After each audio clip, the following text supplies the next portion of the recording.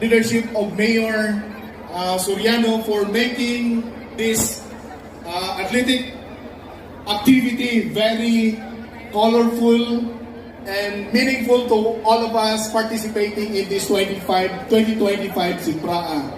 And I'd like to extend my heartfelt, in behalf of the Pitan City delegation, our heartfelt gratitude and appreciation to our host, Ability Quarter, the Florita Soriano College, for really making our stay in Siocon really comfortable, safe.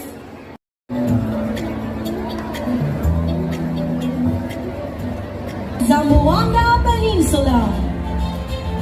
Tonight, we celebrate the diversity of our region, brought together mountains to the coast, athletes from different